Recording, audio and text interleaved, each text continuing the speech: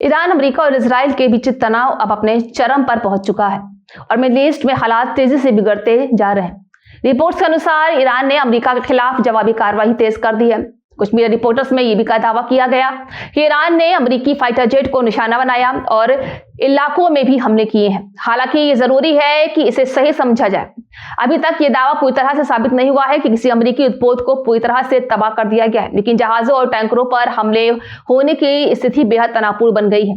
Israel की तरफ से हालात गंभीर हैं। ईरान के समर्थन में खड़ा संगठन हिजबुल्ला लगातार इजराइल पर रॉकेट और मिसाइल हमले कर रहा है। पिछले कुछ दिनों में हिजबुल्ला ने लगभग 100 से ज्यादा रॉकेट और मिसाइलें इजराइल की तरफ दागी हैं। इन हमलों की वजह से उत्तरी इलाकों में अफरा तफरी का माहौल बन गया। लोग अपने घरों से बाहर नहीं निकल पा रहे हैं। स्कूल और बाजार बंद हो गए हैं और हर तरफ डर और असुरक्षा का माहौल। कई इलाकों में भवन और नागरिक संरचनाओं को भी नुकसान पहुंचा है और स्थानीय प्रशासन ने आपातकालीन स्थिति घोषित भी कर दी। इजराइल ने भी अपने जवाब में कोई कसर नहीं छोड़ी है। उसने लेबनान और बेरूत में हिजबुल्ला के ठिकानों को निशाना बनाकर एयर स्ट्राइक की है।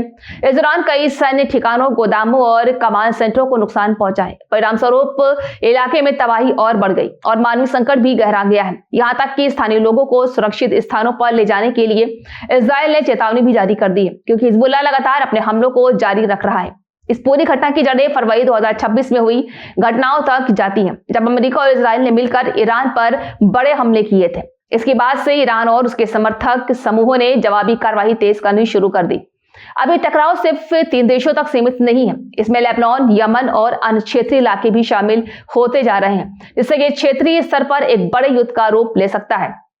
लोग कह रहे हैं कि इसे समझना और भी जरूरी है, क्योंकि ईरान में लोग इससे जवाबी कार्रवाई कर रहे हैं और समर्थन के साथ खड़े होते हुए दिखाई दे रहे हैं। वहीं इजराइल में आम जनता लगातार सायरन बजने और मिसाइल हमलों के डर के बीच जीवन यापन करने को मजबूर है। लोगों के लिए दिन प्रतिदिन का जीवन मुश्किल होता जा रहा है, क्योंकि हर तरफ खतरा और तनाव है। अमेरिका भी इस पूरे संघर्ष में शामिल हो गया है और अपने सैनिक और हथियार बढ़ा रहा है और आने वाले समय में स्थिति और गंभीर होने की संभावना जताई गई है। आपको बता दें कि अगर हालात ऐसे ही बिगड़ते रहें तो ये एक क्षेत्रीय युद्ध में बदल सकता है। इसका असर सिर्फ मिडिल ईस्ट तक सीमित नहीं रहेगा, बल्कि वैश्विक स्तर पर भी तेल की आपूर्ति, आर्थिक स्थिति और अंतर्राष्ट्रीय सुरक्षा पर भी गंभीर पड़ेगा। सच्चाई यह है कि हिजबुल्ला ने इजराइल पर बड़े पैमाने पर हमले किए हैं, जिससे वहां भारी तबाही हुई है। कई इलाकों में इमारतें और नागरिक ढांचे क्षतिग्रस्त हो गए हैं। वहीं ईरान और अमेरिका के बीच टकराव भी लगातार बढ़ा है। हालांकि अमेरिकी जहाज पूरी तरह उड़ा दिया गया। फिलहाल स्थिति बेहद नाजुक बनी हुई है। दुनिया की नजरें इस पर टिकी हैं कि आगे क्या होगा। क्या ये टकराव बड़े युद्ध में बदल जाएगा या किसी तरह शांतिपूर्ण समाधान निकलेगा?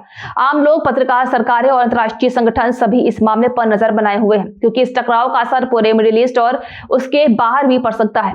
इस पूरे घटनाक्रम ने यह साफ कर दिया है कि हिजबुल्ला और ईरान के समर्थन वाले समूह किसी भी समय इजराइल पर बड़े हमले कर सकते हैं। वहीं इजराइल भी अब पूरी तरह सतर्क हो गया है और अपने जवाबी हमलों में कोई कोताही नहीं बरत रहा। ऐसे में मिडिल ईस्ट का माहौल बेहद संवेदनशील और अस्थिर बन गया है।